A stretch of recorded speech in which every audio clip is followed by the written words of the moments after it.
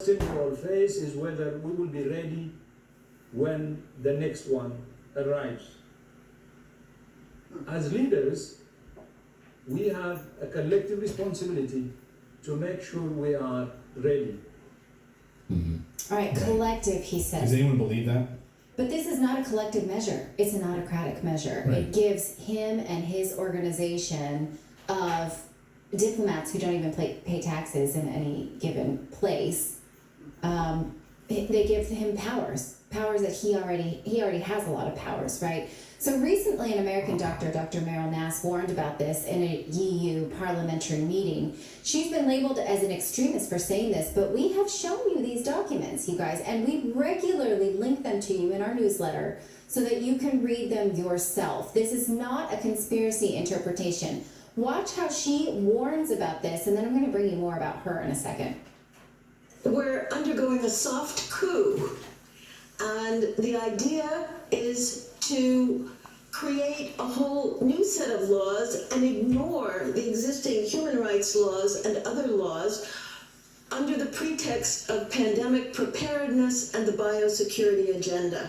The WHO is developing through all its nations, but with the WHO director and the United States in charge, a pandemic treaty and amendments to the existing international health regulations that will remove the human rights protections currently embedded in the IHRs, will enforce surveillance, censorship, get rid of freedom of speech, require governments to censor and only push a single narrative. Also, we will be subject, if they can make this work, to vaccines developed in 100 days, which the organization CEPI is planning to do.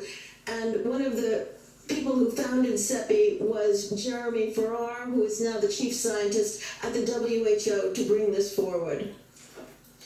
Other things that amendments do is to bind the states so they are no longer recommendations but enforceable edicts.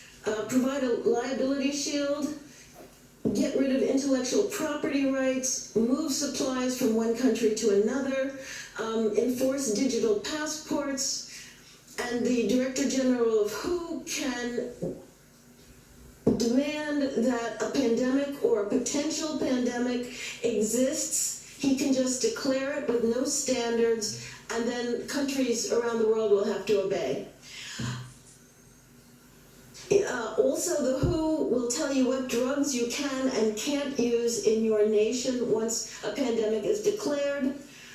Obviously, the budget will increase. One Health is another part of this.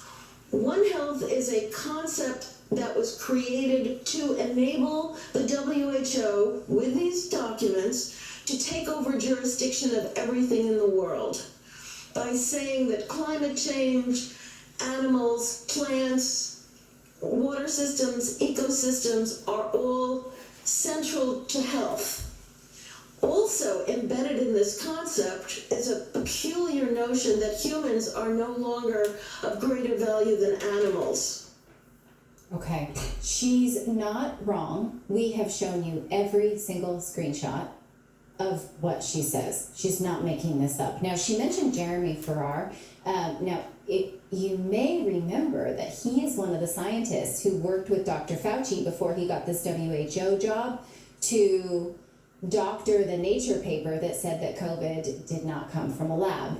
He's one of those dudes. He's what they call the Maryland boys, okay? So what's interesting about this is that no one's here saying, did the WHO do a good job with rules and recommendations around the pandemic? I don't think anyone could argue that they did. Okay, they should be rewarded, right? This Maryland boy, these Fauci boys, should they be rewarded with more power having done this to this paper? Well, no one seems to be bothered otherwise. A little bit of context about Dr. Nass. She was suspended in Maine by the Medical Licensing Board because she was critical of the vaccine and had recommended during the pandemic alternative treatments to COVID, such as the I'm not going to say it because there still are rules around what we cannot say, She has sued the medical board, though. She wants them to apologize and retract their position, and she wants punitive damages, meaning she wants them to pay her as punishment to compensate what she lost and for violating her rights as a medical professional and as an American. Now, incidentally, the drug that she suggested for COVID, I'm going to decide not to show this screenshot. Should I show it or? Probably not. Okay, we're not going to show it. Well, I want to tell you this, that the Mayo Clinic now recommends that treatment, the hydro something something, that I'm not going to take a chance of saying. Yeah, because when we say it on YouTube, it's a violation of their terms of service. So maybe now YouTube will update their terms of service. Given that Mayo Clinic says that this is actually a legitimate and valid way to treat the virus. Yeah.